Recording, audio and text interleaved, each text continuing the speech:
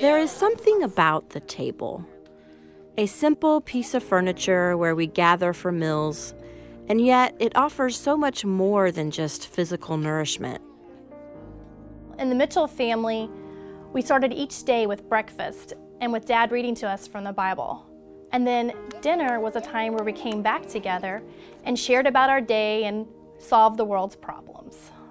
The table was always set with care, and the chip plate was always given to someone special. Everyone had an assigned seat, and we weren't allowed to eat until the food was all passed and everyone had what they needed. When I think of my family's table, I remember great conversations, yummy food, fabulous grape tricks, fun, laughter, and also that there was always room for one more, and more times than not, there was more than one joining us. The table for me growing up at first was a scary place because Sunday dinner was mandatory at my grandparents' house. All the correction took place weekly for our weekly activities, and shame and condemnation was part of the discipline. From 5th to 9th grade, we moved next door to a family who were fundamental Christians. And the conversations at every meal, I was so hungry for love, and this family poured love into me. I really believe that my relationship started, my real alive relationship started with Jesus, living next door to that family and breaking bread with them. Well, when I was growing up, I was an only child for about 12 years. And I like to tell people that I didn't really realize I was an only child, because both my parents came from very large families and their siblings had lots of kids. My mom said that when I was growing up, we would literally be standing on the porch waving goodbye and somebody else would drive up. And I have memories of my mom and aunts in the kitchen doing the labor of love of cooking, laughing and talking and having a good time. And our family wasn't perfect, we had our problems, but having the amount of people around our table that we did brought laughter and camaraderie and just lots of good times to our lives. What I've experienced, because I've been willing to open my table to others, is really the opportunity to get to know my kids' friends. I have 2 teenagers, and their friends love being in our house, mostly because I feed them. Teenagers seem to always be hungry. We've had the opportunity to get to know them, to speak into their lives, mostly because we prepare a meal and take the time to sit down and enjoy it with them. One of my daughter's friends said one time that the meal she'd had at our house was the second home-cooked meal she'd had in 2 weeks.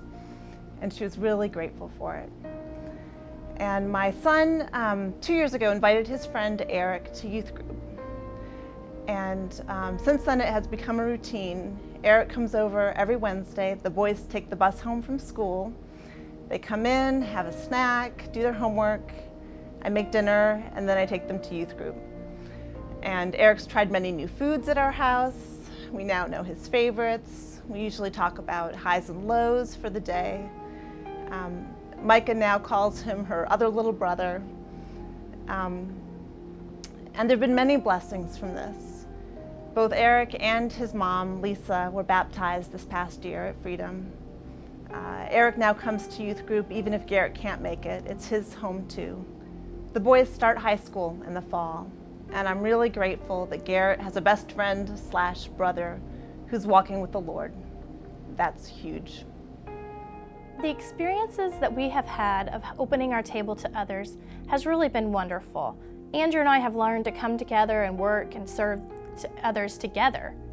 And we've found that it really is a great way to get to know people and to minister to them. But what really amazes me most is how much I'm ministered to when I'm willing to open my door and share a meal with someone. Where you learn to do life, and where you learn where you're not alone, and where you learn to hopefully not make the same mistakes that somebody else made, or how to fix the junk you're in right now. Just seeing what people need and providing that, and a lot of times what they need is not to be alone. They need somebody to notice them. They need someone to give them a place in life of importance. I hope to one day instill the importance of time spent together as a family around the table, and the importance of having an open table to my children. There are so many life lessons that would go untaught without that daily time together. Around the table, we experience community, belonging, love, and grace. It is a place where life happens. Especially the baby,